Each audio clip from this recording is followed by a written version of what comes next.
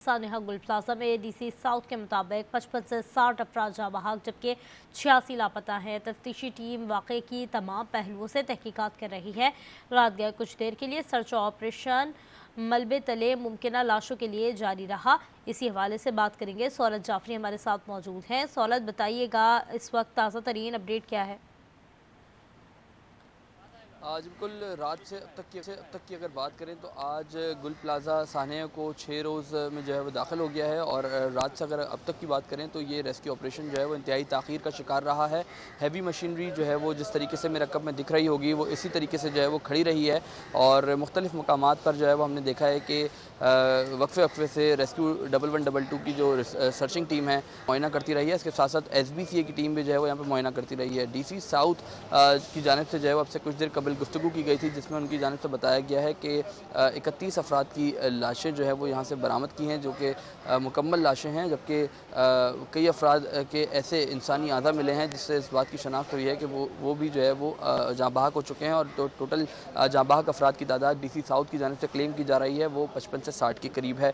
जबकि ये बात भी बताई जा रही है कि 51 अफराद के DNA टेस्ट जो है वो उनके नमूने हासिल कर लिए हैं इंतज़ामिया ने। और इसके साथ ही अब तक जो है वो 16 अफराद की शनाख्त मुकम्मल कर ली गई है। जबकि साथ ही ये भी बताया जा रहा है कि रेस्क्यू ऑपरेशन जो है वो इस वक्त भी जारी है। हम देख रहे हैं कि इस इमारत गुल प्लाजा की इमारत का जो अकबी हिस्सा है उस मुकाम से जो है वो मलबा हटाने की कोशिश की जा रही हैं। और मलबा जो है वो शावल के ज़रिए हटाया जाता है, फिर उसको डंपर में डालकर डंपिंग पॉइंट बनाया गया है मेवा शाह कब्रिस्तान के करीब।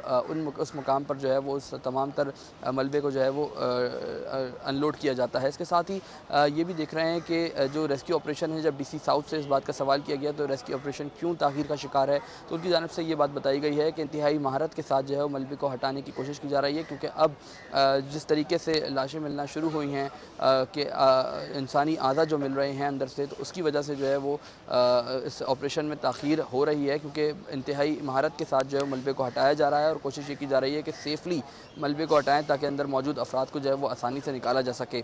रिसर्च टीम से हमारी बात हुई है तो सर्च ऑपरेशन करने वाली टीम की जानिब से ये बात बताई गई है कि आज दिन में किसी वक्त जो है वो मुख्तलिफ मकामात पर जाकर जो है वो मज़ीद सर्चिंग की जाएगी। जबकि DC साउथ की जानिब से ये बात भी बताई गई है कि 60% के करीब यहाँ इस इमारत का जो है वो सर्चिंग मुकम्मल कर ली गई है। और इसके साथ ही वो मकामात जहाँ पे इस वक्त मलबा पड़ा हुआ है, जिस तरीके से मेरा कब में आपको इमारत दिख रही है, इमारत का जो अकबी हिस्सा है उसके कई ऐसे मकामात हैं जहाँ पे 3 मंजिला इमारत का मलबा जो है पड़ा हुआ है। जैसे जैसे वो मलबा हटाया जा रहा है वैसे वैसे जो है वो अंदर दाखिल होकर सर्चिंग का अमल जो है वो जारी है।